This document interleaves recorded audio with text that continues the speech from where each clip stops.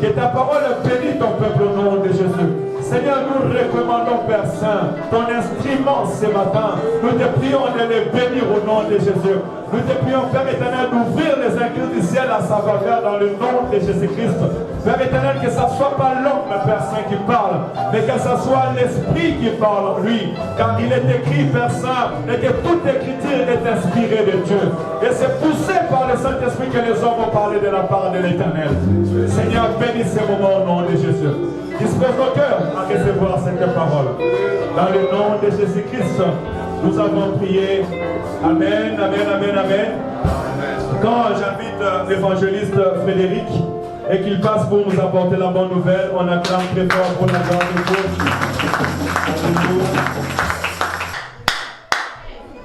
Gloire à Dieu. On peut me donner du son avec ce micro, s'il vous plaît. Gloire à Dieu. Dieu de grâce, Dieu d'amour, je te bénis par ta fidélité, par ta grâce. Ce matin, nous prions que les églises de ciel soient ouvertes.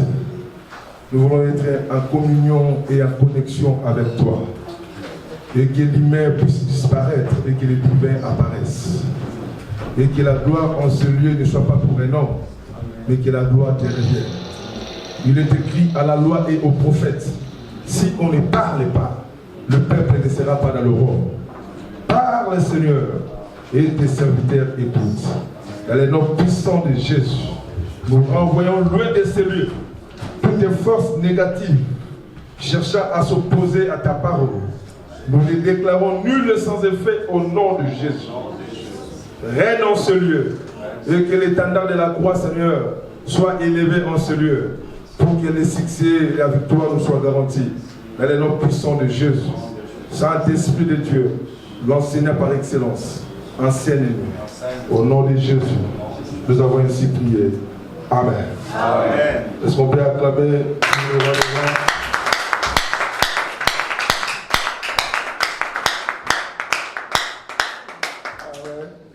Il y a acclamation, acclamation. Que Dieu soit béni. Amen.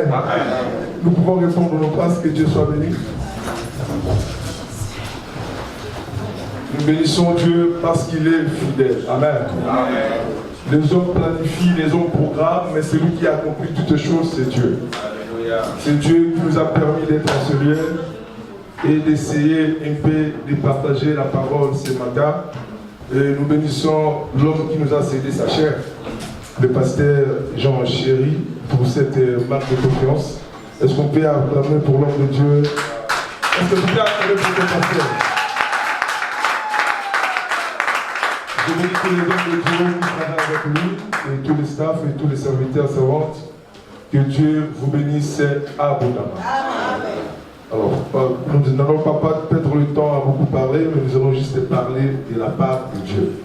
Parce que nous sommes là pour parler de la parole. Amen. Alors, j'aimerais vous inviter à prendre 2 lectures. Ça sera dans 1 Samuel chapitre 25. 1 Samuel chapitre 25, et nous allons sélectionner quelques versets. Mais chez toi à la maison, tu peux commencer du premier verset jusqu'au verset 45. Amen. 1 Samuel chapitre 25.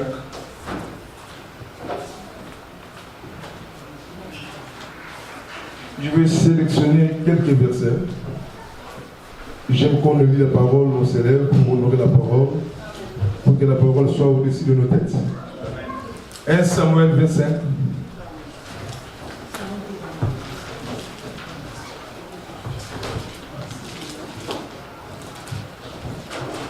Je vais sélectionner quelques versets, mais je commence à partir du premier verset, après je vais commencer à sauter. Après nous allons prendre Luc chapitre 15, et nous allons aussi sélectionner quelques versets là-bas.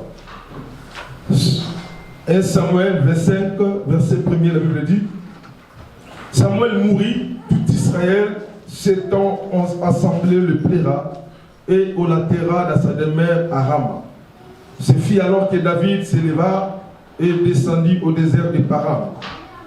Il y avait à Mahon un homme fort riche, possédant des biens à Carmel. Il avait 3000 brebis et 1000 chèvres, et il se trouvait à Carmel pour la tonte de ses brebis. Le nom de cet homme était Nabal, et sa femme s'appelait Abigaël.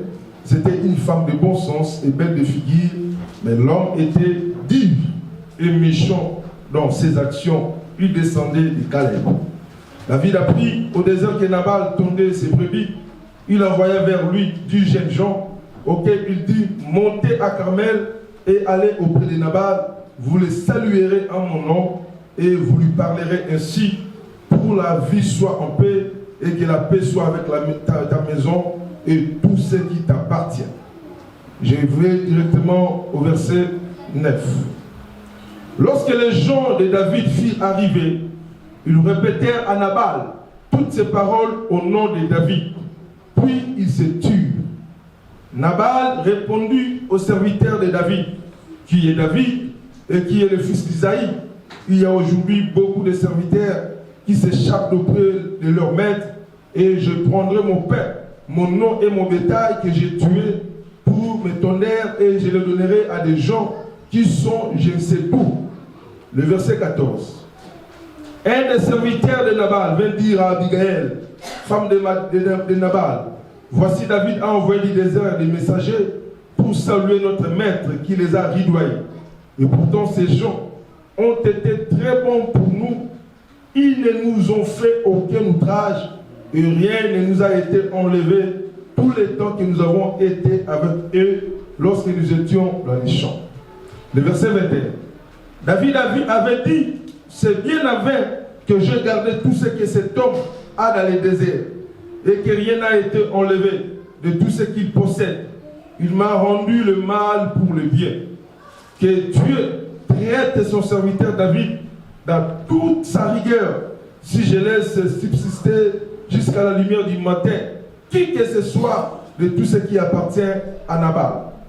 Le verset 26. Maintenant, mon Seigneur, aussi vrai que l'Éternel est vivant et que ton âme est vivante, c'est l'Éternel qui t'a empêché de répondre le sang et qui a retenu ta main. Je remonte au verset 25. Que mon Seigneur ne prenne pas garde à ces méchants hommes, à Nabal, car il est comme son nom. Nabal est son nom, et il y a chez lui de la folie. Et moi, ta servante, je n'ai pas vu les gens que mon serviteur, mon Seigneur a envoyé. Le verset 27. Accepte ces présents que ta servante apporte, mon Seigneur, et qu'ils soient distribués aux gens qui marchent à la suite de mon Seigneur. Pardonne, je te prie, la faute de ta servante, car l'Éternel fera à mon Seigneur une maison stable. Pardonne, car mon Seigneur soutient les guerres de l'Éternel et la méchanceté ne se trouvera jamais en toi. Amen. Amen. Luc chapitre 15, verset 11. Je vais prendre quelques versets. Le verset 11, il le dit, Luc chapitre 15, verset 11. Il dit encore, un homme avait deux fils. Le plus jeune dit à son père, mon père, donne-moi la part des biens qui doit me revenir. Et le père leur partagea son bien. Et des jours après, le plus jeune fils, ayant tout ramassé, partit pour un pays éloigné où il dissipa son bien en vivant dans la débauche. Lorsqu'il eut tout dépensé, une grande famine survint dans ce pays et il commença à se trouver dans les besoins. Il alla se mettre au service des habitants du pays, qu'il envoya dans ses champs garder les pourceaux. Il aurait bien voulu se rassasier de carouge que mangeaient les pourceaux, mais personne ne lui a donné, étant rentré à lui-même. J'aime cette phrase. Étant rentré à lui-même, dans notre version disent, étant repris le bon sens. Il dit, combien d'ouvriers chez mon père ont du pain en abondance, et moi ici je meurs de faim. Je me lèverai, j'irai vers mon père, et je lui dirai, mon père, je péchais contre les cieux et contre toi, je ne suis plus digne d'être appelé ton fils. Traite-moi comme l'un de tes ouvriers. Il se leva, il alla vers son père. Comme il était encore loin, son père le vit et fit émis de compassion. Le père fit émis de compassion et courut se jeter à son cou et l'embrassa. Le fils lui dit, mon père, je péchais contre le ciel et contre toi, je ne suis plus digne d'être appelé ton fils. Mais le père dit à ses serviteurs, apportez vite la plus belle robe et revêtez-les. Mettez-lui un anneau au doigt et des souliers aux pieds. Amen. Amen. C'était la parole du Seigneur. Est-ce qu'on peut acclamer pour la parole de Dieu? Acclame bien pour la parole de Dieu. Acclame bien. Wow. Amen. Amen. En tout cas, si c'était des zombies là, dans le monde des ténèbres, il y a déjà des dégâts. Amen. Gloire à Dieu. Alors, j'aimerais partager ce matin la parole de Dieu avec nous dans le thème que nous avons intitulé le mystère du pardon. Amen. Et quand je parle de mystère, il ne faut pas chercher trop loin. Le mystère veut dire tout simplement les secrets, les choses qui sont cachées derrière cette action, derrière cet acte du pardon. Il y a des choses qui sont cachées quand on fait cette action de pardonner. Quand on fait cette action d'accorder le pardon, il y a des choses qui se passent. Alors, j'aimerais prendre 3 lignes dans mon enseignement de ce matin. Parce que ce matin, je n'aurais pas seulement enseigné, mais j'aurais aussi à prêcher. Parce qu'à un certain temps, j'aurais à vous motiver et à un certain temps, j'aurais à vous donner des instructions. Dis-moi Amen. Amen. Dis-moi Amen. Amen. Sois avec moi. Amen. Amen. Est-ce que tu peux balancer ta main pour que je voie que tu es là? Que tes oreilles soient collées à ma bouche pour que tu sois béni. Parce que je crois que Dieu va te bénir ce matin. Donc je suis dépêché de Paris pour te bénir. Et parce que tu reçois cette parole, la bénédiction entre dans ta vie. Et tu sortiras des Seigneurs joyeux parce que Dieu va te visiter. Je disais, je vais donner 3 axes à mon message. Quand on parle du pardon, le pardon prend 3 sens. Il y a d'abord donner et recevoir. Il y a une personne qui donne le pardon, il y a aussi une autre personne qui reçoit le pardon qui lui est accordé. Dans un premier temps, nous recevons le pardon d'abord par rapport à Dieu. C'est Dieu qui nous pardonne. Là, je suis sur le fondement que les pasteurs avaient posé le dimanche.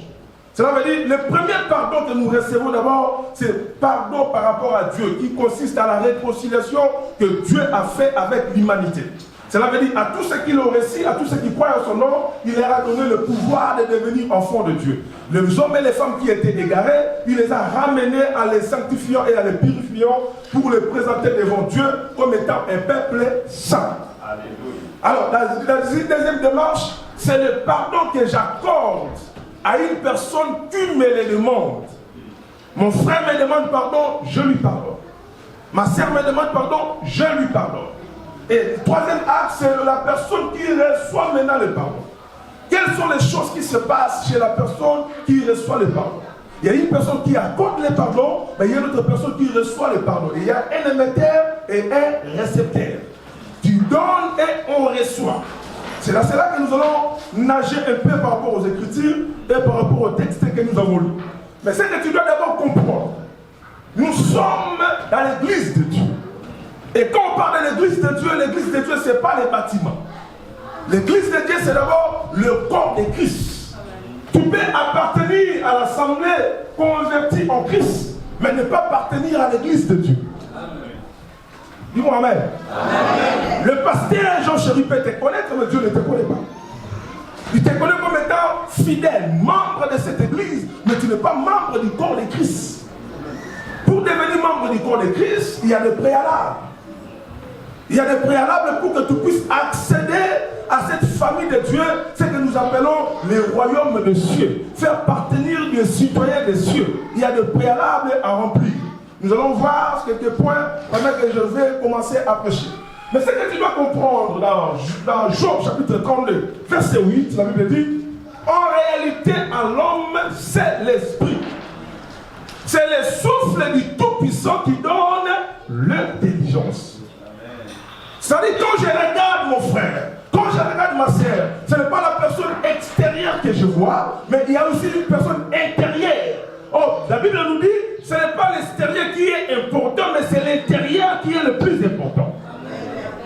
Ce n'est pas ce que je vois à l'extérieur qui doit me portiner. Ce que je dois considérer ou prendre en considération, c'est ce qui est à l'intérieur, c'est-à-dire l'esprit.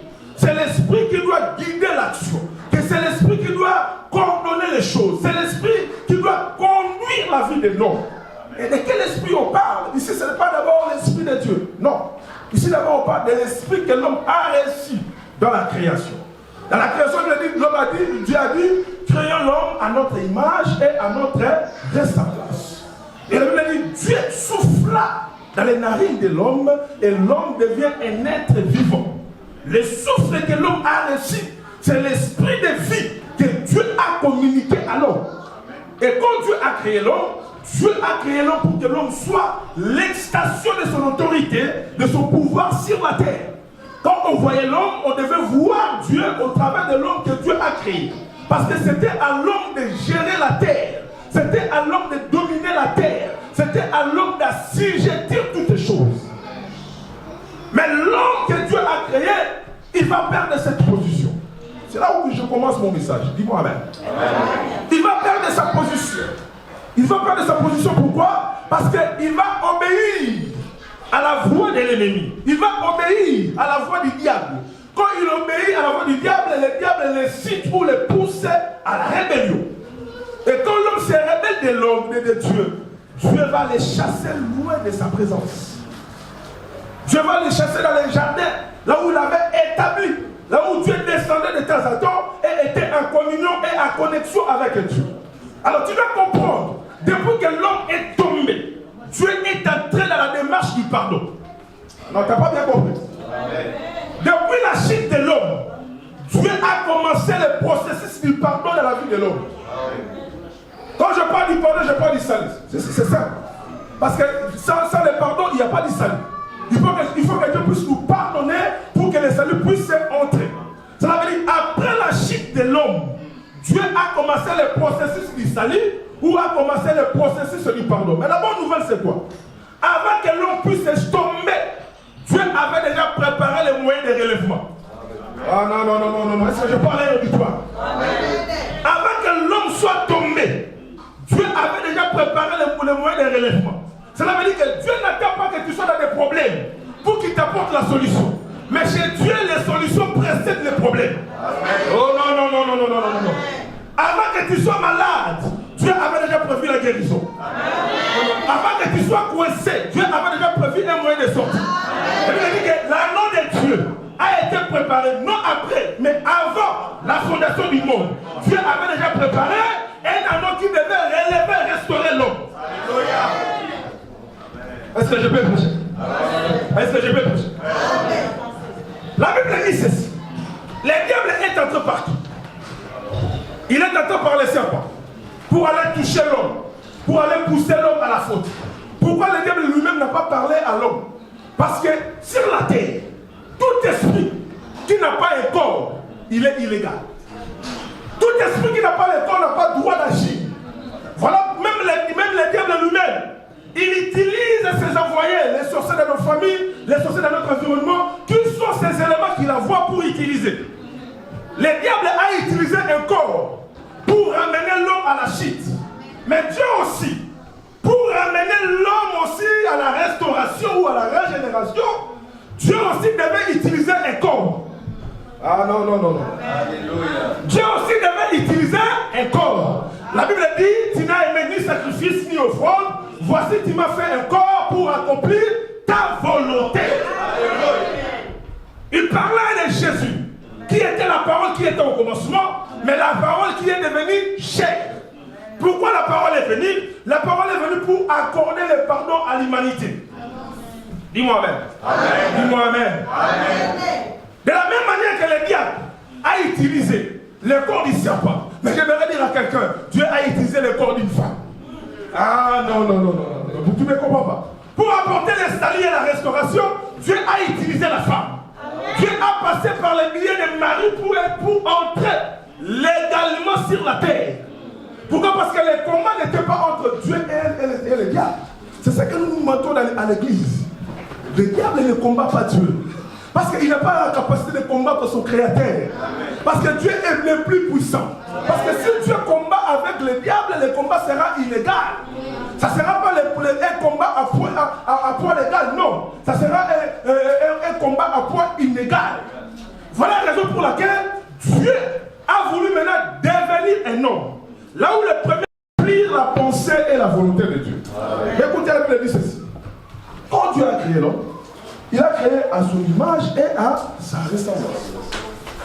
Mais la Bible dit, quand Dieu a dit, créons l'homme à notre image et à notre ressemblance. Et quand l'homme a été créé, il y avait seulement une seule personne, il n'y avait qu'Adam. Dis-moi même. On ne voyait qu'Adam. Mais quand Dieu a dit que créons l'homme à notre image et à notre ressemblance, Dieu voyait pas seulement Adam, mais Dieu voyait l'homme et la femme. Mais quand il a créé, on n'a pas vu la femme, mais on a vu l'homme. Dis-moi Amen. Dis-moi Amen. En réalité, ce n'est pas ce qu'on voyait qui existait réellement, mais à l'intérieur d'Adam, il y avait encore quelque chose qui était caché. Dans la création, Dieu a créé l'homme et la femme. Mais dans la formation, Dieu a d'abord formé l'homme. Et il a caché la femme dans l'homme. Je ne peux pas changer ma manière de parler ou comment? Est-ce que vous êtes avec moi? Amen. Dieu a caché la femme dans l'homme. Ça veut dire quand tu vois Adam, tu peux dire que c'est Adam. Mais en réalité, c'est lui qui a la vision. C'est lui qui sait voir bien. Il verra, il y a Adam et Ève. Cela veut dire, en Adam, il y a des choses que nous ne voyons pas. Quand Dieu crée une personne, il y a des choses que toi tu vois, mais il y a des choses que moi je ne vois pas. Il y a des choses que les hommes voient, il y a des choses que Dieu seul peut voir. Cela veut dire qu'il y a ce qui est à l'extérieur, mais il y a aussi ce qui est l'esprit. Parce qu'en réalité, à l'homme, c'est l'esprit. Le vrai toi, c'est pas ce que moi je vois, mais le vrai toi, c'est l'esprit qui est en toi. Qui doit déterminer la personne que tu es. Tout ce que tu peux faire, tu le fais pousser par ton esprit. Et tout ce qu'un homme peut faire, il le fait parce qu'il y a un esprit. Alors, comprends déjà ce fondement que je suis en train de poser, que derrière chaque action, il y a toujours un esprit. Dis-moi Amen. Dis-moi Amen. Derrière une personne qui parle mal de toi, il y a un esprit qui le pousse à les faire.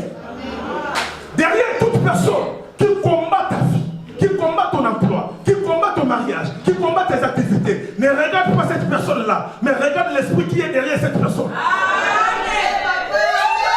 Jésus a dit ceci.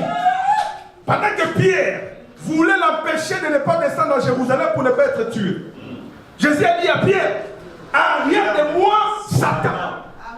Dis-moi Amen. C'était Pierre qui était au devant de Jésus. Mais au lieu que Jésus voie Pierre, mais Jésus voit la main qui est derrière Pierre. Non. Si tu comprends les choses de cette manière-là, tu ne combattras pas ton frère, ni tu ne combattras ni ton frère, ta sœur. Parce que tu vas comprendre que derrière ce qu'il est en train de faire, il y a un esprit qui est en train de l'animer. Un enfant de Dieu est spirituel.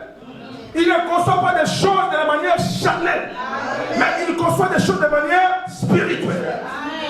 Quand Dieu t'a créé, Dieu ne t'a pas créé incomplet, mais Dieu t'a créé complet. Dieu a dit faisons l'homme. Ça commence d'abord au niveau de l'esprit. L'homme n'existe pas encore, mais Dieu a commencé à parler. Dieu a commencé à donner des critères. Dieu a commencé à définir, à décrire l'homme qu'il devait créer. Il dit, créer l'homme à notre image et à notre ressemblance. Cela veut dire, avant que l'homme a existé, l'homme a commencé à exister dans la pensée de Dieu, dans les concepts de Dieu. Dieu a conçu une image, Dieu a conçu une pensée. Dieu ne peut jamais concevoir quelque chose. Ce que Dieu conçoit ne peut jamais être imparfait. Quand Dieu conçoit quelque chose, Dieu conçoit toujours ce qui est parfait. Voilà pourquoi David dit, je te bénis parce que tu m'as créé une créature aussi merveilleuse. Dis-moi Amen. Ça dit parce que je suis créé de Dieu. Quand tu me vois, vois-moi comme une créature de Dieu. Cela veut dire, je suis complet tel que Dieu m'a créé. Amen. Que je sois court, que je sois au détail, je suis complet. Amen. Que je sois blanc, que je sois noir, je suis complet.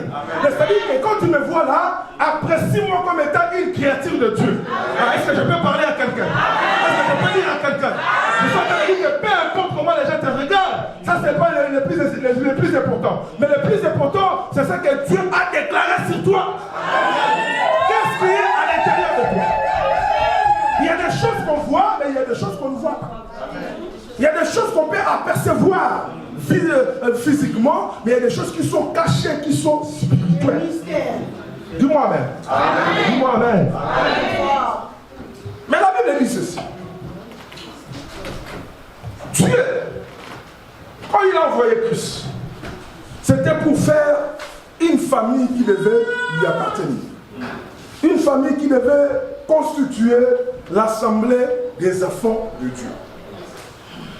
La Bible dit, il est venu chez les siens ne l'ont pas reçu, mais à tous ceux qui croient en son nom, il leur a donné le pouvoir de devenir enfants de Dieu. Amen. Les Juifs ont rejeté Christ.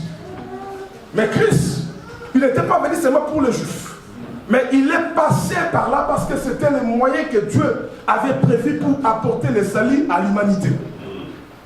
Mais la première des choses, la première bénédiction que nous recevons, quand nous venons en Christ, ce n'est pas d'abord les papiers, les mariages, le logement ou je sais quoi, mais la première des choses que nous recevons de la part de Dieu, quand nous venons à lui, c'est d'abord le pardon. Amen. Dis-moi Amen. Amen. Pourquoi le pardon?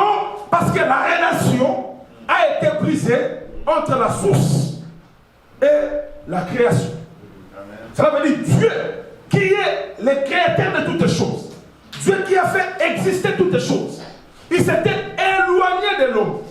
Maintenant, pour que l'homme soit rétabli en communion, soit rétabli en relation avec lui, il avait fallu qu'un prix soit payé pour ramener l'homme qui a été perdu à la restauration et à la régénération pour qu'il puisse occuper la position qu'il occupait auparavant. Amen. Si quelqu'un est à Christ, il est devenu une nouvelle créature. D'autres versions disent une nouvelle création. Cela veut dire qu'il est créé de nouveau. Amen. Pourquoi il a créé de nouveau? Parce que Christ lui a apporté le pardon. Amen. Christ lui a accordé le pardon. Nous allons lire un passage. Non. Je suis dans le livre des Colossiens. non pas Colossiens, je reprends d'abord Luc chapitre 23, verset 34. Je prends seulement la phrase qui dit à la fin, Père, pardonne-leur, car ils ne savent pas ce qu'ils font. Dis-moi Amen. Amen. Dis-moi Amen. Amen. Jésus, il est en train d'agoniser à la croix. Il est en train de mourir à la croix. Et quand Jésus meurt à la croix, ce n'est pas parce qu'on l'a tabassé, parce qu'on lui a donné des coups de flèche et qu'on sort là. Non, mais Jésus donnait de sa vie à la croix. Ce ne sont pas les fouets romains qui l'ont tué. Mais lui-même, il a donné volontairement sa vie. Et il a dit à Pilate, tu n'as pas sur moi les droits sur ma vie. Ma vie, je les donne et je la récupère quand je veux. Cela veut dire qu'il faisait une chose et il le faisait consciemment. Et pourquoi il faisait cette chose? Il le faisait pour accorder le pardon à l'humanité. La Bible dit, quand Dieu a tant aimé le monde, il a donné son Fils unique. Pour que quiconque croit en lui ne périsse point, mais qu'il ait la vie éternelle. Mais la bonne nouvelle, aujourd'hui, il n'y a plus de Fils unique. Il n'y a plus de Fils unique. Parce que Jésus a été présenté comme étant le premier-né de plusieurs frères. Ça veut dire, en acceptant de venir comme étant le Fils unique, il a fait cesser cette fonction-là de Fils unique qu'il occupait auparavant. Et il nous a donné maintenant la possibilité, nous aussi, de devenir enfants de Dieu. En devenant enfants de Dieu, la Bible dit, nous sommes co-héritiers. Dis-moi Amen. Nous sommes co-héritiers avec Christ. Mais à la croix, pendant qu'il était malmené et torturé, il va crier, Père, pardonne-leur car ils ne savent pas ce qu'ils font. Cela veut dire, il était dans la logique de sa mission. Il n'était pas venu pour la condamnation. Il a dit même à ses disciples, si je peux appeler une cohorte des anges, mon Père peut les envoyer. Mais moi, je ne suis pas venu pour lutter dans la chair. Mais je suis venu pour vaincre une bataille qui était spirituelle. Ah, quelqu'un peut me dire une bataille spirituelle. Une bataille spirituelle. Ça veut dire qu'il y avait des choses qui se passaient. Pendant que Jésus allait à la croix, il accomplissait quelque chose. Parce que quand Moïse est venu avec la loi. Il est venu avec la loi. Mais quand Dieu a chassé l'homme du jardin, le péché a fait sortir une prophétie. La première prophétie, c'était que celui qui sortira de la femme va écraser la tête du serpent. Dis-moi la tête du serpent. La tête du serpent. Mais la Bible dit ceci. Quand Moïse est venu avec la loi n'a pas cassé la tête du serpent. N'a pas brisé la tête du serpent. La Bible dit Moïse, il est venu devant Pharaon, il a fait un miracle. Quel est le miracle qu'il a fait? Il a jeté sa verge. Et sa verge s'est convertie à un serpent. Dis-moi Amen. Amen. Et les magiciens de Pharaon aussi vont faire la même chose. Ils vont jeter leurs verges qui vont se transformer à des serpents.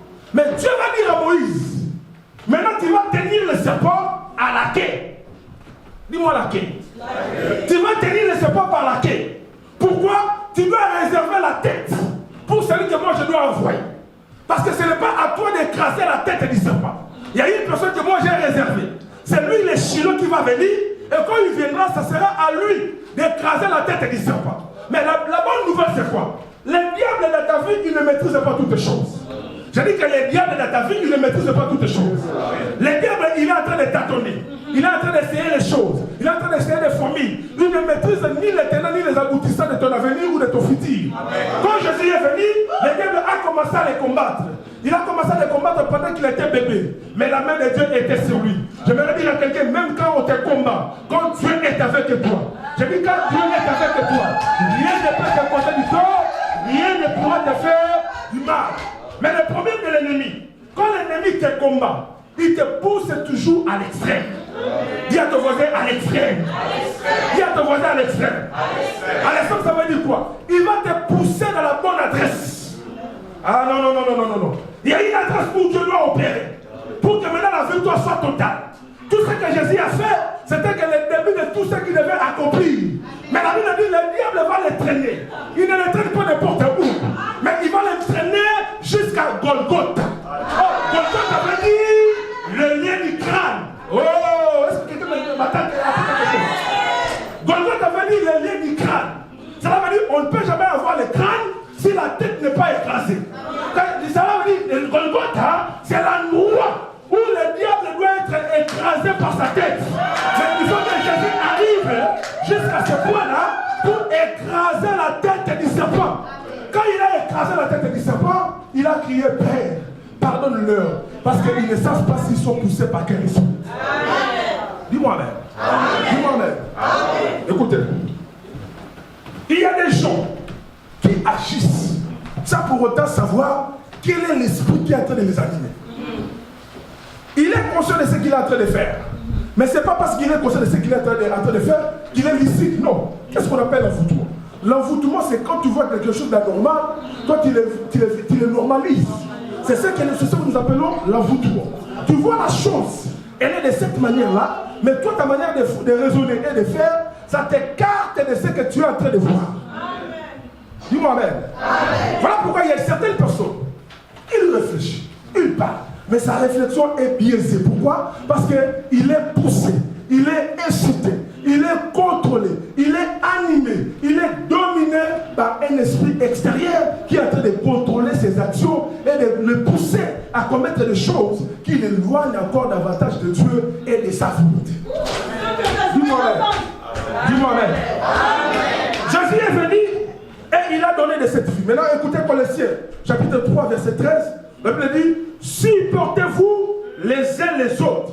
Et s'il est assujet de se plaindre de l'autre, pardonnez-vous réciproquement. De même que Christ vous a pardonné, pardonnez-vous aussi. Dis-moi amen. Dis-moi amen. La première des choses que nous avons reçues de Christ, c'est la justification. Amen. La justification, ça veut dire nos péchés ont été expiés. Il y a eu une victime expiatoire qui est le Christ, qui a porté sur lui, selon Ésaïe 53, il a porté sur lui tous nos fardeaux, tous nos péchés. Et le châtiment qui devait tomber sur nous est tombé sur lui. Ça veut dire qu'il a porté sur nous la sentence qui nous condamnait. Et nous sommes maintenant libérés. Et nous avons maintenant l'accès libre dans la présence de Dieu. Parce que le prix a été payé. Et quel est ce prix? Le prix de son sang et le prix de la vie qu'il a donné. Alors il nous dit maintenant, parce qu'il a donné, il a payé ses prix. Parce qu'il a fait ces choses. Nous maintenant qui sommes en Christ, cela veut dire, dans le royaume où nous appartenons, le principe d'abord c'est le principe du pardon. Celui qui n'a pas le principe du pardon n'appartient pas à son royaume. Pour appartenir au royaume des cieux, la première des choses, commencez d'abord par ce principe du pardon. Ce principe du pardon commence d'abord par le pardon que moi je reçois de la part de Dieu. Et le pardon que moi aussi je dois commencer à donner aux autres par rapport au mal qu'ils peuvent faire sur moi. Quelqu'un me saisit? Quelqu'un me saisit? Dieu te pardonne. Tu as l'accès au royaume. Dieu te pardonne. Tu entres dans la famille de Dieu. Tu deviens un enfant de Dieu. Tu deviens une fille de Dieu. Et dans notre principe, cela veut dire, dans notre culture du royaume, nous sommes appelés à marcher dans l'esprit de pardon. Pourquoi? Parce que nous-mêmes, on était pardonnés en premier. Et ce principe-là doit régir notre marche chrétienne. Ça veut dire savoir que tel que je marche ici, je dois d'abord me réconcilier avec la personne de Dieu. On ne vient pas à l'église comme on vient chez un marabout, mais on vient à l'église pour chercher une relation personnelle avec Dieu. Amen. Parce que devant Dieu, le pasteur chéri ne sera pas là pour vous présenter sa liste. Non. Dieu n'a pas besoin de la liste que le pasteur va lui présenter. Mais Dieu a besoin de cœur des hommes et des femmes qui l'ont reçu. Alors voilà pourquoi ce matin je te fais l'appel. Si tu n'as pas encore donné ta vie en Jésus, l'heure est là de donner ta vie en Christ pour que tu puisses lui appartenir. Et puis seul Dieu connaît ce qui lui appartient. Ce n'est pas à un homme d'avoir un répertoire des enfants de Dieu. Non. Je peux être impressionné par ta manière de chanter, de prêcher, de modérer, je ne sais pas moi, de prophétiser même. Mais l'esprit qui t'anime quand tu prêches, l'esprit qui t'anime quand tu modères, l'esprit qui t'anime quand tu chantes, c'est seul Dieu qui connaît. Moi, l'homme, il met que je suis limité, je peux être séduit par ta manière de faire. Mais Dieu n'est pas séduit. On peut séduire tout le monde sauf Dieu. On peut mentir à tout le monde sauf Dieu. Nous, on t'apprécie, on te voit une bonne sœur et bon frère, mais Dieu connaît quel est l'état de ton cœur. Alors c'est Dieu qui doit maintenant sonder ton cœur pour savoir si réellement tu lui appartiens. Et Est-ce que tu es à Dieu ou tu n'es pas encore à Dieu? Si tu n'es pas encore à Dieu, le temps est là de tourner ton cœur vers ce Dieu et de lever ta vie à Dieu. Dis-moi amen. Je vais aller très vite parce qu'on n'a pas assez de temps. Nous avons lu dans 1 Samuel chapitre 25. On nous parle de l'histoire d'une femme qu'on appelle Abigail et de son mari qui s'appelle Nabal. La Bible dit Abigail était belle de figure et était une femme de bon sens. Mais si tu suis l'autre des choses, selon qu'on a en train de présenter dans la Bible, on ne présente pas d'abord sa beauté, mais on commence d'abord à présenter son intérieur. Dis-moi amen. Dis-moi amen. Est-ce qu'on peut lire ça là où on était dans 1 Samuel chapitre 25? On présente d'abord son intérieur. 1 Samuel 25, là où on était à partir du verset 2.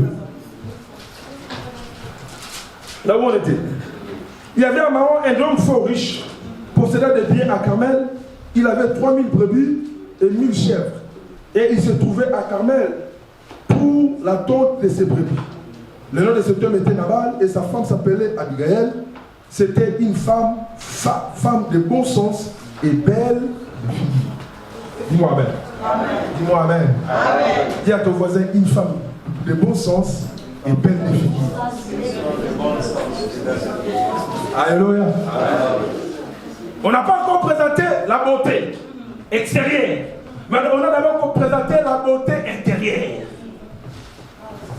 Pourquoi? Parce que la beauté extérieure est éphémère.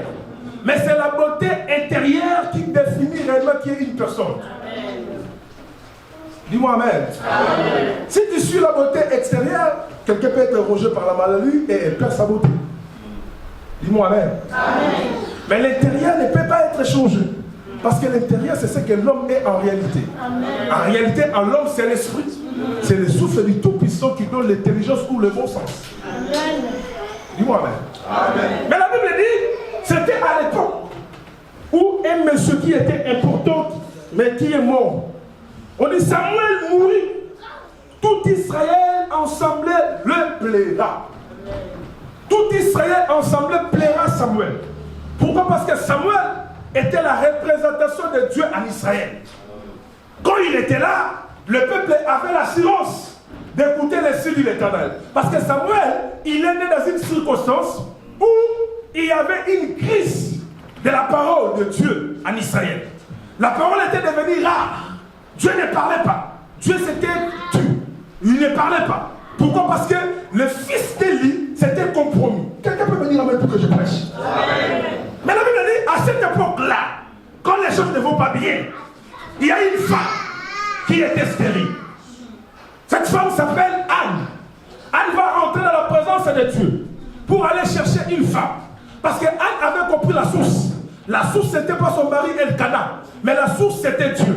Mais Dieu qui a fermé le ventre de Anne pour que Anne ne puisse pas affronter, Dieu avait un plan par rapport à l'enfant qui devait sortir du ventre de Anne.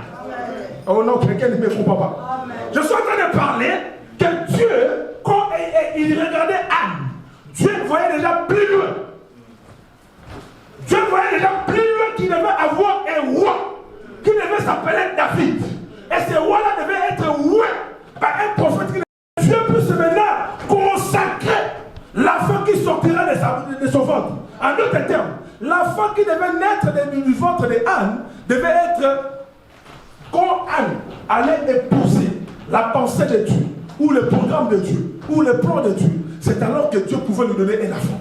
Il avait beaucoup prié, elle avait beaucoup prié, sans avoir un enfant. Mais quand elle a changé sa manière de prier, il dit, si tu me donnes un enfant mâle, je le consacrerai à l'Éternel. En ce moment-là, la prière de Anne a épousé la pensée de Dieu. Beaucoup prient. Mais il n'y a pas de résultat parce que nous ne prions pas conformément à la volonté de Dieu. Amen. Il faut que tu pries jusqu'à la dimension où ta prière puisse épouser ou rencontrer la pensée de Dieu. Amen. Quand Dieu a vu ou a entendu la prière d'Anne, Dieu ne voyait pas seulement Samuel, mais Dieu voyait la suite des événements. Amen. Dieu voyait David de quelque part. Et Dieu voyait qu'au travers de David, c'est dans cette lignée-là que Christ devait sortir. Amen.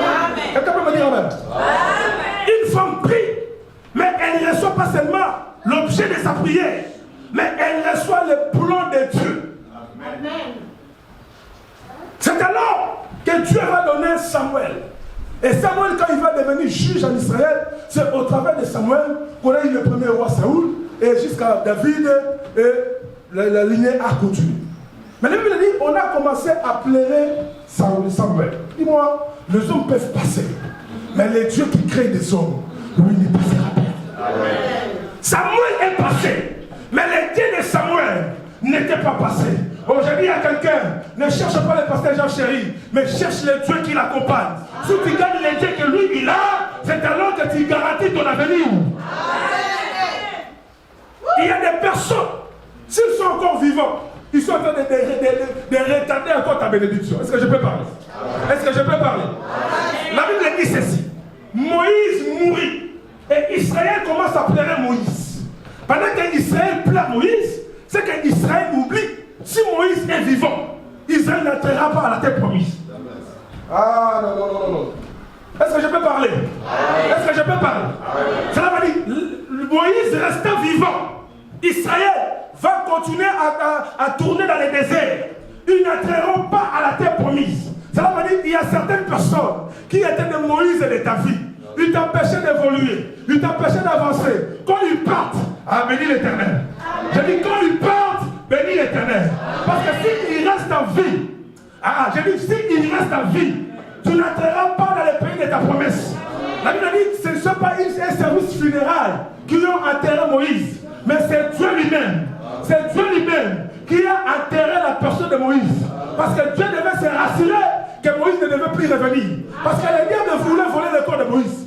Pose-toi la question. Qu'est-ce que les diables allaient faire avec le corps de Moïse? Les diables savaient que Moïse était maintenant considéré comme un Dieu en Israël. Il était même capable de créer un autre Moïse pour les faire croire que Moïse est toujours au milieu d'eux. Mais Dieu lui-même, il prend soin d'enterrer Moïse pour permettre à Israël de commencer à conquérir les territoires qui leur étaient destinés. Donc je parle à quelqu'un, quel est Moïse qui te bloque d'arriver, d'accéder aux choses que Dieu a réservées pour toi, que ce Moïse-là soit enterré au nom de Jésus. Dis-moi même, il y a des choses que tu ne peux jamais recevoir si Moïse est en vie. Moïse est mort, Samuel aussi est mort, mais le Dieu qui donne l'onction n'était pas mort. Ce n'était pas Samuel qui était le détenteur de l'onction de David, mais il était tout simplement le canal par lequel Dieu est passé pour atteindre David. Dis-moi. Alors écoutez ça très bien. Il ne faut jamais confondre la source et les canaux. Dis-moi même. Les canaux, ce n'est pas un homme, c'est un homme.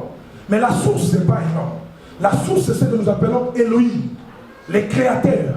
La source de toutes choses, l'auteur de toutes choses. Il n'y a rien de ce qui existe sans lui.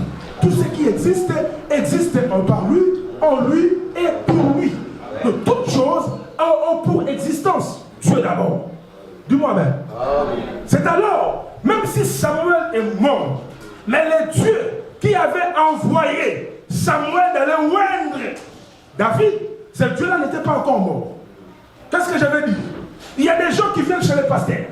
Ils viennent chercher les miracles chez le pasteur. Ils viennent chercher les enfants auprès du pasteur. C'est une très bonne chose. Mais est-ce que tu es connecté à la source? Parce que tu ne peux jamais recevoir des choses par le biais du canal si tu n'es pas connecté à la source. Amen. Dans ta maison, tu peux avoir, je ne sais pas moi, un dispositif EDF ou Enedis. Mais tu ne peux jamais recevoir de l'électricité si tu n'es pas connecté à la source d'où provient cette électricité. Dis-moi Amen. Tu peux aller, je sais pas moi, dans ta prise là, commencer à chercher de l'électricité. Tu ne vas jamais la voir si tu n'es pas connecté à la source. Les hommes de Dieu sont des canaux dans lesquels Dieu visite, Dieu affecte des vies. Mais si toi-même, dès le départ, tu n'es pas encore abonné, tu n'es pas encore connecté à la source, tu ne vas pas recevoir quelque chose venant de cette source. Il peut prier pour toi, mais pour que Dieu fasse quelque chose, il faut que Dieu puisse le permettre. Si Dieu dit non, rien ne va arriver.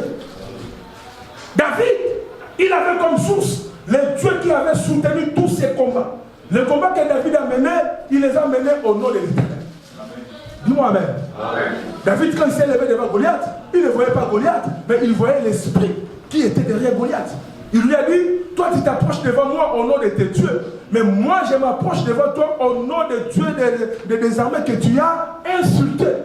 En d'autres termes, ceux qui étaient dans les camps, ils combattaient Goliath sans pour autant savoir que Goliath n'avait pas d'alliance.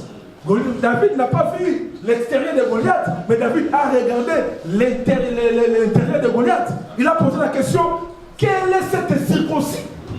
Dis-moi amen. Dis-moi amen. Si je suis là, qui peut savoir si je suis incirconcis ou pas? Personne. Il faut que j'enlève mes habits pour que tu vois.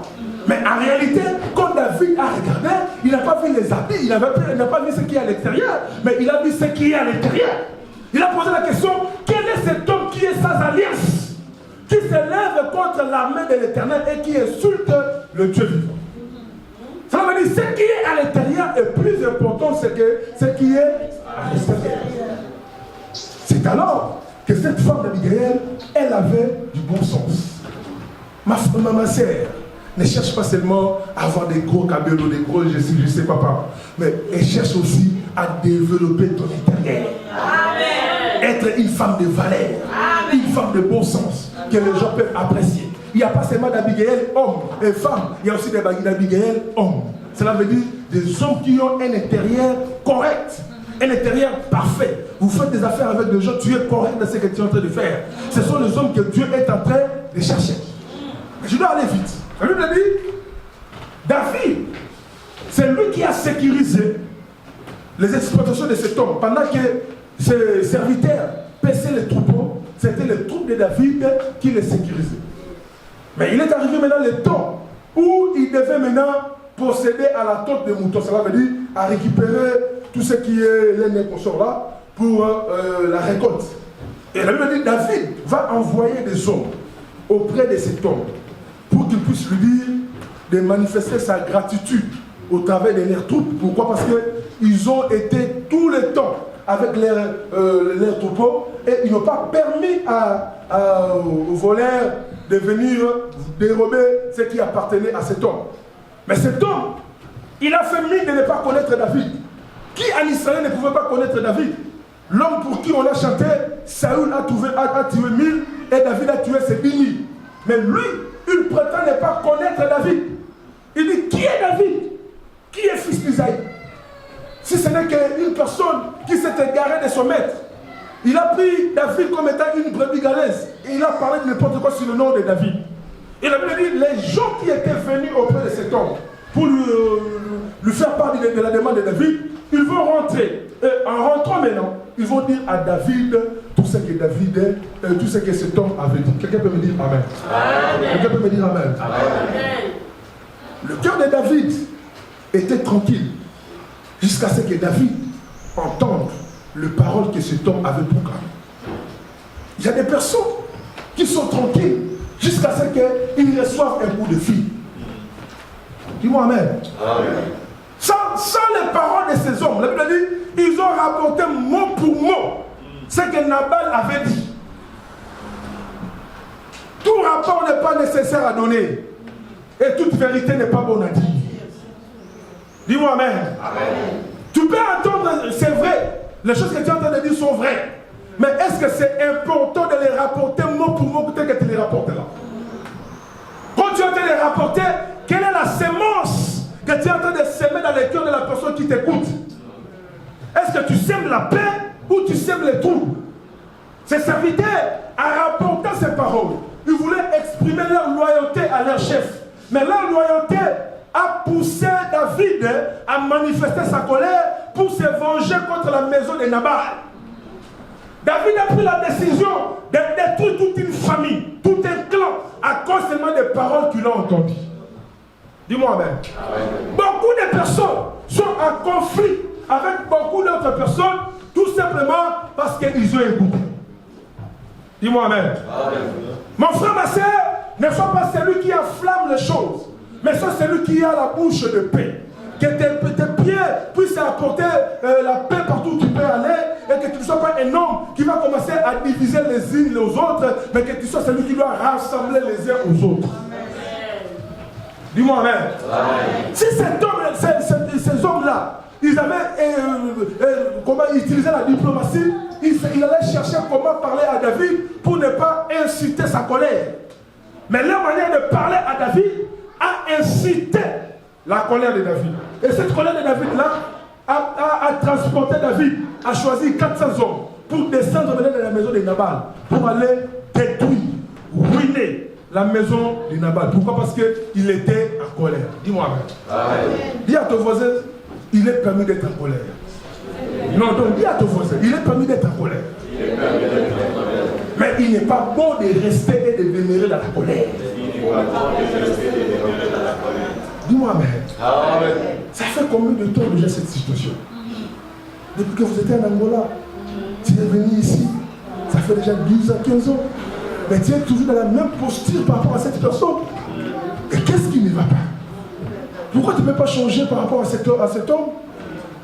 Non, il s'est abusé de moi, mais il s'est abusé de moi, ça fait partie de ton passé. Quand tu passes en route, là, est-ce que les gens voient comment c'est collé à ta personne? Non, personne ne le voit. C'est une histoire qui s'est passée il y a 5 ans, 12 ans, une année, 3 mois même, 1 mois. C'est du passé. Mais pourquoi tu restes dans ce passé-là et tu ne veux pas tourner la page? Dis-moi amen. C'est vrai qu'il t'avait froissé. C'est vrai qu'il t'avait mal parlé. C'est vrai qu'il avait mal agi vis-à-vis de toi. Mais est-ce que tu dois rester dans cette position? Est-ce que tu dois demeurer dans cette position? Est-ce que tu dois rester toujours à réfléchir de cette manière-là? Est-ce que tu ne peux pas évoluer dans ta manière de faire les choses? Est-ce que tu ne peux pas évoluer? Pourquoi tu veux rester toujours dans cette chose? Toute chose pour laquelle tu n'es pas libéré, ça te rend prisonnier. Toute histoire de ta vie pour laquelle tu n'es pas libéré, ça te rend prisonnier. Tu as la main contre cet homme. Pourquoi? Parce que avec lui, tu as eu 2 enfants, 3 enfants, et ça pour autant qu'il puisse te marier, il est parti. Et là où il est parti, avec la femme même avec qui il n'a aucun enfant, il s'est marié avec cette femme-là, et là tu es resté là, tu es resté dans la même situation, dans cette plaie. Cette plaie-là, tu dois les faire cicatriser. Dis-moi amen. Amen. Ce matin, Dieu m'envoie pour te dire, renouvelle l'esprit de ton intelligence. Ne regarde pas cet ennemi-là d'hier comme étant la personne la plus mauvaise de ta vie. Non, il y avait un esprit qui l'avait animé pour te traiter comme il t'avait traité. C'était le combat de ta vie. C'est que vous ne savez pas. Il y a certains combats de nos vies qui poussent des hommes et des femmes d'agir de telle ou telle manière avec nous. Tu vas dans un boulot, tu es mieux, tu es bon dans ton travail. Mais quand tu arrives, directement, le chef ne veut pas de toi. Le problème, ce n'est pas ta manière de faire. C'est un esprit qui te combat. Et cet esprit-là qui te combat là, comme il ne peut pas t'attaquer directement, il passe par le biais du chef pour t'atteindre. Le diable, s'il veut te combattre, si tu es un homme fort, un homme dur, s'il ne peut pas t'atteindre, il peut passer par ta femme, il peut passer par tes enfants, il peut passer par tes frères et sœurs. Comment vous êtes de la même famille, mais vous êtes dans les querelles continues? Ici en Europe, c'est bizarre. Entre frères et sœurs, il y a des concurrences. Quelle est la maison de qui est bien équipée? C'est bizarre là. Si tu occupes ta maison, c'est ton choix. C'est ton choix. On est dans le pays des matériels. Chacun fait de sa vie ce qu'il veut. Si toi tu vois que ta vie c'est tu es ma moto, gloire à Dieu. Moi si je vois ma vie c'est rouler à Ferrari, gloire à Dieu. Chacun fait sa vie telle qu'il veut. C'est ta conception. Mais ne te mets pas en concurrence avec les autres. C'est ça la source des problèmes. C'est ça la source des conflits. Quand je regarde mon frère, je dois le considérer comme étant mon frère. L'église, ce n'est pas un terrain où on vient pour la concurrence, non. Qui chante bien, qui s'habille bien, qui parle bien, non. On est là pour vénérer une seule personne, la personne de Jésus. La personne de Jésus. Il faut que Jésus soit vénéré dans nos cœurs. Quand on te voit, on voit la vie de Dieu. Quand on nous voit, on voit l'amour de Dieu. Et la Bible dit, c'est dans ces œuvres-là qu'on va reconnaître que nous sommes les enfants de Dieu. Quand l'amour sera avec nous. Or, là où il y a l'amour, il y a toujours le pardon. Amen. Il y a toujours le pardon. Amen. Pourquoi tu n'arrives pas à pardonner? Pourquoi tu restes dans cette position? Dis-moi amen. Amen. Est-ce que je peux parler? Amen. La Bible dit, Anne était une femme de bon sens. Mais son mari était un fou. un insensé, un homme non réglé. Il faisait des choses de manière bizarre et compliquée. Dis-moi amen. Abigail était un homme de bon sens, une femme de bon sens. Mais la Bible dit, elle habitait, elle cohabitait avec un homme qui était fou, qui avait la folie, qui était dans un comportement compliqué et bizarre, qui était dur à vivre. Mais malgré son comportement, Abigail arrivait à le maîtriser. Quelqu'un peut me dire amen? Amen. Dieu nous a fait pour que nous soyons complémentaires. Il n'y a personne qui est parfait. Dis-moi amen. Amen. Tu ne peux jamais prétendre quitter un homme ou une femme à cause de sa folie. Non. Ça, c'est un mauvais argument. Dis-moi amen. Amen. Quand ta femme ou ton homme a un caractère ou un comportement, tu dois lutter par rapport à cela. Sauf qu'il y a des extrêmes. Quand l'homme devient trop violent, c'est mauvais. Parce qu'un jour, tu risques de te retrouver dans les cercueils. Dis-moi amen. Amen. Dis-moi amen. Amen. Cela veut dire, malgré les comportements de Nabal, mais à ses côtés, il y avait une femme de valeur qui était à ses côtés. Ce que Dieu te donne ne dépend pas de ce que toi tu es. Dieu peut te donner une personne pour que toi tu sois son complément. Amen. Ce que lui n'arrivera pas à faire, que toi tu puisses le faire à sa place. Amen. Écoutez, prenons, nous sommes toujours dans le verset là, le verset 14. Je vais aller vite. Il me reste combien de temps? Pardon? Un des serviteurs de Nabal venu à Abigail, femme de Nabal. Voici David a envoyé du désert des messagers pour saluer notre maître qui les a ridoyés. Et pourtant ces gens ont été très bons pour nous et ils nous ont fait aucun outrage. Et rien ne nous a été enlevé tout le temps que nous avons été avec eux lorsque nous étions dans les champs. Le verset 16, la Bible dit, non, le verset 17. Sache maintenant et vois ce que tu as à faire, car la perte de notre maître et de toute sa maison est résolue, et il est si méchant qu'on ose lui parler. Dis-moi amen. Dis-moi amen. Amen. Ce serviteur, qui est différent des autres, lui vient pour chercher la solution. Dis-moi la solution. Dans la vie, il ne faut pas tout le temps chercher la raison. À un certain moment, tu dois même laisser la raison à côté pour chercher des compromis qui vont vous amener à la solution.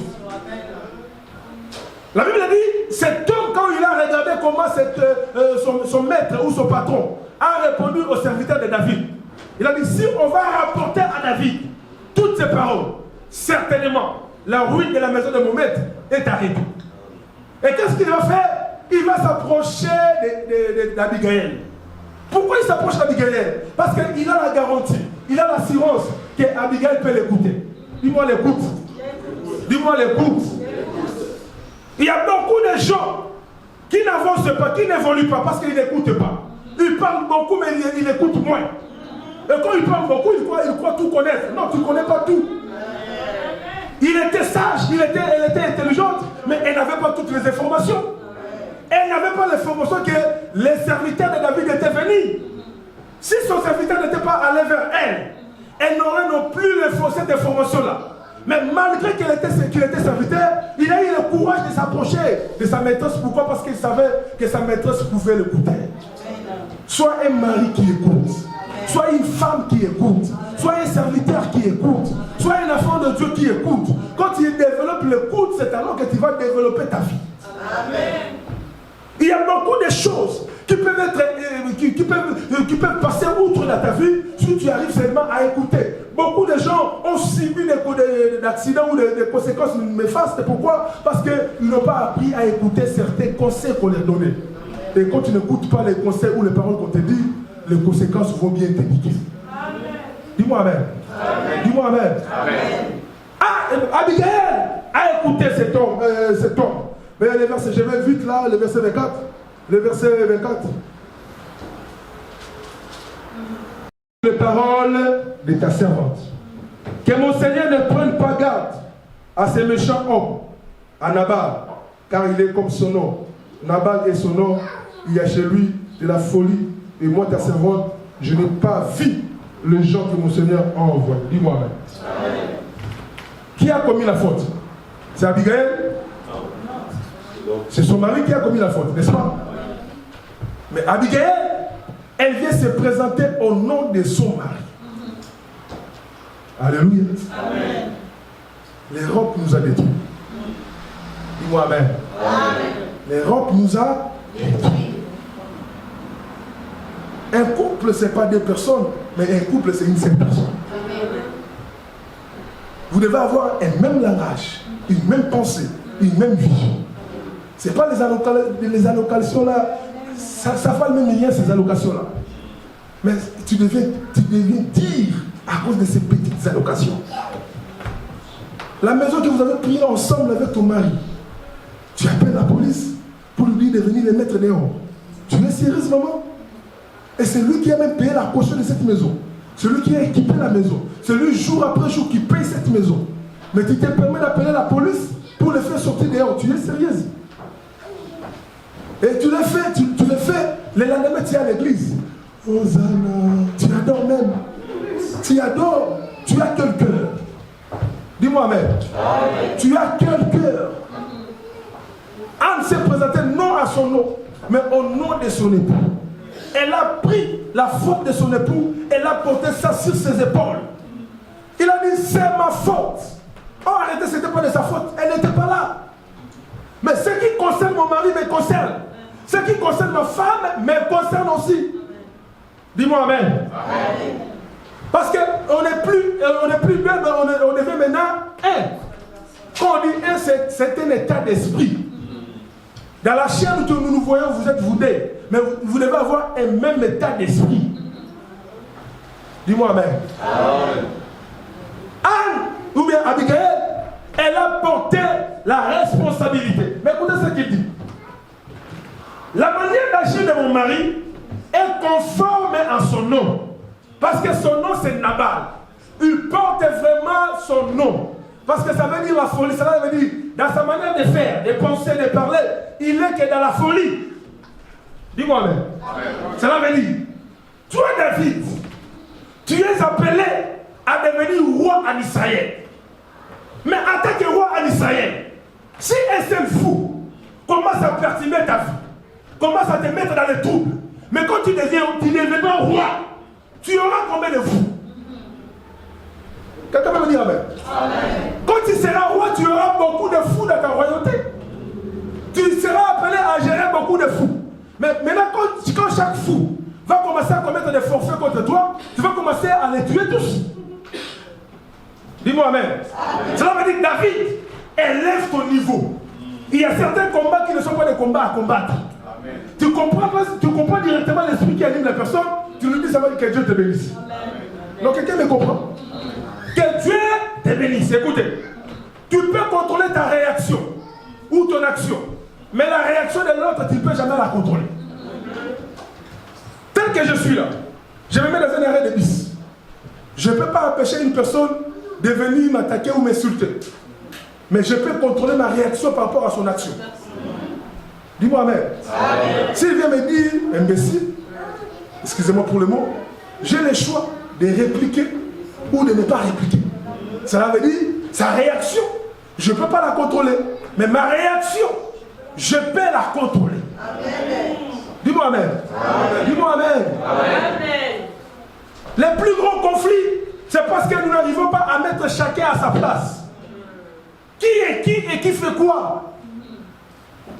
Ah non, dans cette chorale-là, on ne veut pas que moi je puisse appeler des chansons. Non, non, non, non. Dans ces combats-là, ce sont des combats inutiles, ce sont des futilités. Cherche ce qui est utile pour toi. Cette femme de foi, elle vient pour montrer à David, non là où il est, mais il montre à David là où il sera demain. Ah non, non, non, tu ne comprends pas. Il dit que demain, toi, tu seras roi. Mais ce que tu veux faire maintenant là, ça va attacher ta royauté. Tu dois élever le niveau par rapport à ce qui s'est passé, de ce qui s'attend de se passer à ce temps ou à ce moment. Cela veut dire, il y a des choses que tu fais aujourd'hui, mais tu peux les regretter demain.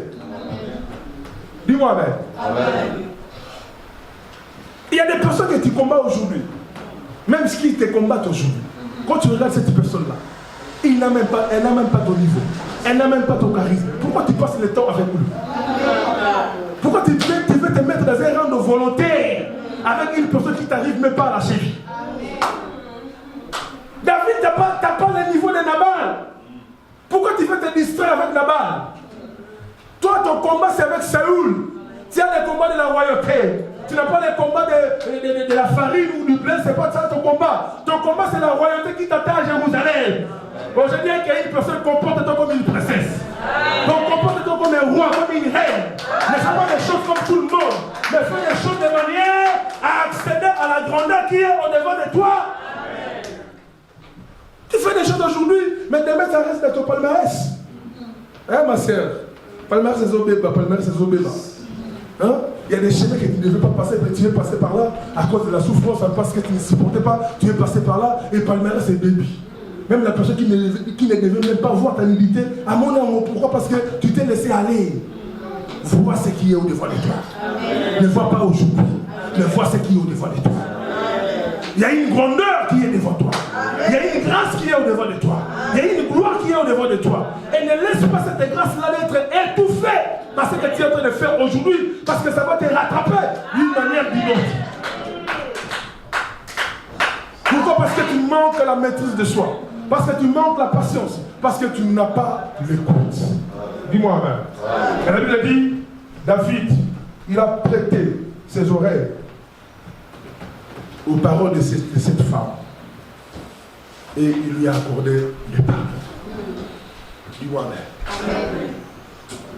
Abigail a pris le courage d'aller demander les pardons. Elle ne savait pas ce que David allait faire. Mais elle ne savait pas non plus, en rentrant à la maison, comment son mari allait réagir. Mais elle a pris les risques.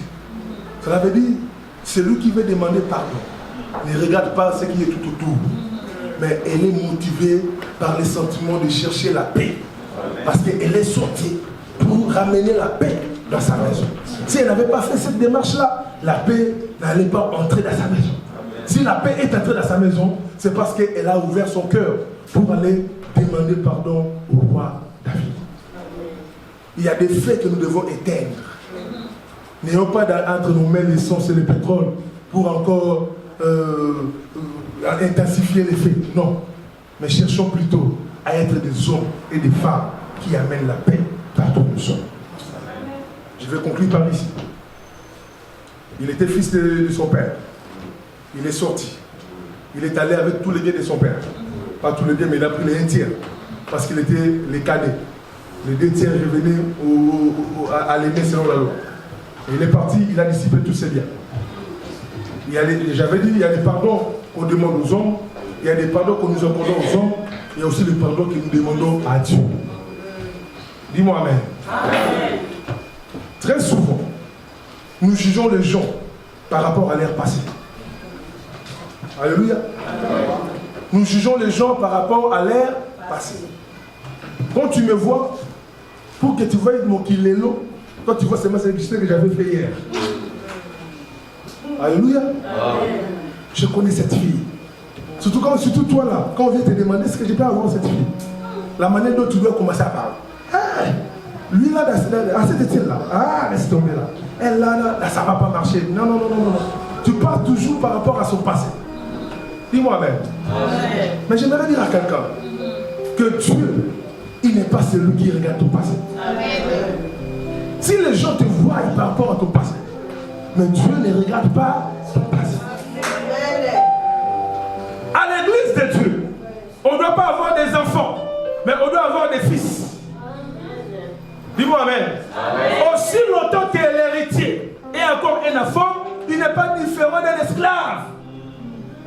Dis-moi amen. Amen. Dans la maison, on ne sert pas les fils. Les fils se servent eux-mêmes. On sert les enfants à la maison. Dis-moi amen. Amen. Si tu deviens fils, ça va venir que tu as la maturité. Tu as la maturité de faire de choisir les bons et les biens. Et les mal plutôt. Alléluia. Ses fils, quand il était dans sa perturbation, il a fait un choix qui était préjudice pour son avenir. Il est allé dans un pays lointain, loin de son père, loin de ses frères. Quand il est allé là-bas, il était déconnecté de sa source. Dis-moi la source. Dis-moi la source. Parce que le mot père en hébreu veut dire tout simplement la source. Cela veut dire qu'il a pris les biens, mais il a laissé la source qui fournissait ses biens. Quand il a dissipé ses biens, il n'avait plus cette source qui pouvait lui procurer ses biens. Et la Bible dit, il est revenu en lui-même. Revenir à lui-même. Non, il est revenu en lui-même. Dis-moi amen. Il y a un temps, tu peux être dans la folie. Mais il y a un temps où tu dois maintenant revenir une personne normale. Retrouver le bon sens. Si une personne n'arrive pas à changer, c'est qu'il y a un problème, il y a un souci spirituel en lui. On peut être dans les erreurs, mais demeurer dans l'erreur, ça devient une volonté. Je répète encore, on peut commettre des erreurs parce que nous tous, tels que nous sommes là, d'une manière ou d'une autre, nous commettons des erreurs. Mais rester dans l'erreur, ça devient une volonté. Pourquoi c'est toujours toi, c'est pas les autres? Qu'est-ce qui ne va pas avec toi? Pourquoi tu ne changes pas? Tu es toujours la même personne, dans les mêmes œuvres. Quand on parle de telle histoire, ton nom est dedans. On parle de notre histoire, ton nom est dedans. Il y a toujours ton nom qui est cité. Pourquoi c'est toujours toi? Non, dis, j'ai besoin de la délivrance. Non, dis, j'ai besoin de la délivrance. Dis-moi amen. Il est parti. Mais quand il est parti, il a maintenant réfléchi. Il a réfléchi, dans la maison de mon père, il y a des serviteurs. Mais la manière de vivre, ce n'est pas comme moi je vis ici. Les serviteurs de mon père sont en abondance. Et il dit, qu'est-ce qu'il dit? Je retournerai vers mon père. Et je vais maintenant lui dire, Père, ne me prends pas comme ton fils. Prends-moi comme qui? Comme étant un serviteur. Dis-moi amen. Mais la Bible dit, pendant que le fils était sorti, le père, chaque soir, il sortait en dehors de la cour familiale pour regarder si son fils allait revenir. Dis-moi amen. Toute personne qui est dans la joie lorsque son père, son fils, son frère ou sa sœur est dans l'erreur ou dans la chute et que ça te fait la joie, c'est que tu n'as pas le cœur de Dieu. Le cœur de Dieu, quand il voit ces histoires-là, de sexe tapé qu'on sort là, Dieu est en train de pleurer. Mais si c'est pour toi, ça devient un sujet de moquerie, un sujet de parler de n'importe quoi sur le genre, c'est que tu n'as pas le cœur de Dieu. Le cœur de Dieu, Dieu est en train d'attendre le retour du fils qui a été égaré, qui a été perdu. Il veut que ce fils-là puisse revenir à la maison. L'église est dit, nous n'avons plus le cœur de Dieu, nous n'avons plus l'amour. Tu vois ton frère tomber, ça devient pour toi un sujet de joie. Tu vois, il parlait beaucoup, trop de prières, trop de retraites. Mais regarde ce qu'il est en train de faire. La meilleure position que nous devons prendre, c'est de prier les uns pour les autres. Que les forts soutiennent le faible. Dis-moi amen. Que les forts soutiennent le faible. Toi qui es debout, fais gaffe à toi. Parce que demain aussi, toi-même aussi, tu peux te retrouver par terre. Mais la bonne nouvelle, c'est que Dieu, pendant que tu es égaré, Dieu est en train de se poser la question, ma fille, où es-tu? Mon fils, où es-tu? Pendant que toi, tu es en train de te moquer de lui et de parler de mal de lui, Dieu, dans son cœur, il est en train de pleurer les concernant. Et la Bible dit, pendant qu'il venait, ce n'est pas lui qui est arrivé vers son père. Pendant qu'il était aux environs, la Bible dit, son père courut vers lui. Dis-moi amen. Son père courut vers lui. Pourquoi? À chaque fois qu'un pécheur vient à Dieu, revient à Dieu, Dieu lui facilite toujours la tâche pour qu'il puisse revenir dans la tranquillité à la maison. Dis-moi, c'est ici que je vous dire. À la croix, il y avait deux voleurs. L'un à gauche, l'autre à droite. Et la Bible dit, pendant qu'ils étaient à la croix, l'autre brigand a dit à Jésus, si tu es le Fils de Dieu, sauve-toi et sauve-moi. Mais l'autre là lui a dit, tu n'as pas honte. Lui c'est injuste. Il n'a pas commis le péché. Mais il a été de subir le même sort que moi et toi. Dis-moi même. La Bible dit, Jésus tourne son visage et parle à cet homme. Parce que cet homme lui a dit, quand tu seras dans ton royaume, souviens-toi de moi. Jésus lui a dit, aujourd'hui, tu seras avec moi où? Dis-moi même. Mais pendant que Jésus est en train de parler, est-ce que la sentence de cet homme-là était déchirée? Non. Le juge qu'il avait condamné avait toujours la sentence entre ses mains. Ceux qui l'avaient connu voleur, le connaissaient voleur. Mais la seule chose qui était différente, c'était le futur de cet homme-là. Tu ne peux pas changer ton passé, mais tu peux choisir un bon futur. Je dis, tu ne peux pas changer ton passé, mais tu peux choisir un bon futur. À te réconcilier avec les autres, en cherchant à te réconcilier avec Dieu, c'est alors que tu peux impacter ton futur. Et il y a une robe avec laquelle on est en train de circuler à cette étienne pour présenter ta robe. Cette robe-là, c'était réellement la tunique de Joseph. Mais le sang qui était dans la robe là n'était pas la robe, le sang de Joseph. J'aimerais dire à quelqu'un, Dieu a déjà changé ta vie. Tu n'es plus la même personne. Celle qu'on avait connue hier, tu n'es plus cette personne-là. Parce que Dieu t'a transformé, parce que Dieu t'a changé. Lève-toi maintenant et marche avec la vie que Dieu t'a proposée. Que Dieu bénisse sa parole. Lève-toi, nous allons prier.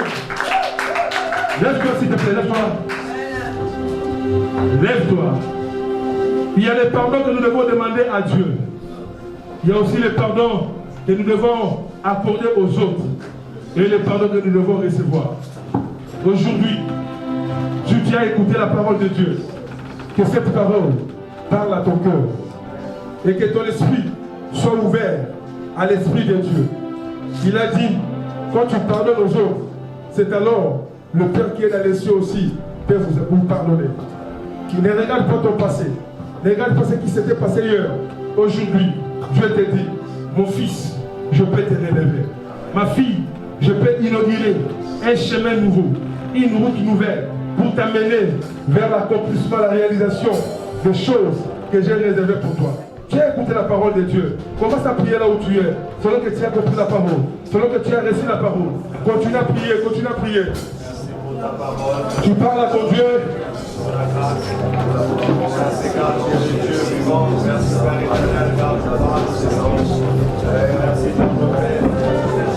Prie mon Dieu, mon Dieu, la Konatina Pinayo. Prie à l'Éternel. Dis à l'Éternel tout ce qu'il t'a parlé, qui puisse te mener à le mettre en pratique. Dis à l'Éternel de faire de nous des hommes et des femmes de bon sens. Dis à l'Éternel de faire de nous des porteurs de paix. Dis à l'Éternel de faire de nous des porteurs de bonnes nouvelles. Dis à l'Éternel de faire de nous des hommes et des femmes qui écoutent, de ceux qui se supportent les uns les autres. Dis à l'Éternel de nous donner le cœur de Dieu, le cœur de s'attendre à la repentance de nos bien-aimés, de s'attendre à la bonne façon de vivre de nos bien-aimés. Éternel Dieu de grâce, nous te disons infiniment merci. Éternel Dieu de grâce, Père, merci, car tu as parlé à la bouche de ton serviteur. Tu es l'éternel Dieu qui est vivant au milieu de nous. Merci, Saint-Esprit de Dieu. Parce que si c'était des hommes, on pouvait dire qu'il a été rapporté. Mais parce que c'est ton esprit qui a parlé, tu as parlé à ton église. Tu as fait sortir de la bouche de ton serviteur, Père éternel, le mystère caché de ton peuple. Et nous te disons infiniment merci. Seigneur, laisse que ces paroles viennent bénir ton église. Qu'elle vienne bénir un serviteur. Qu'elle vienne bénir une servante. Qu'elle vienne bénir ton peuple ce matin. Seigneur, dans le nom de Jésus-Christ, Père éternel, que nous mettions ces paroles en pratique afin que nous vivions. Au nom de Jésus-Christ. Seigneur, bénis la source de provenance. Bénis ton serviteur que tu as utilisé puissamment. Laisse que sa vie, Père éternel, prospère encore à tout égard. Au nom de Jésus-Christ, nous avons prié. Amen, amen, amen, amen, amen. Amen, amen, amen. Est-ce que tu peux acclamer pour la gloire de Dieu? Alléluia.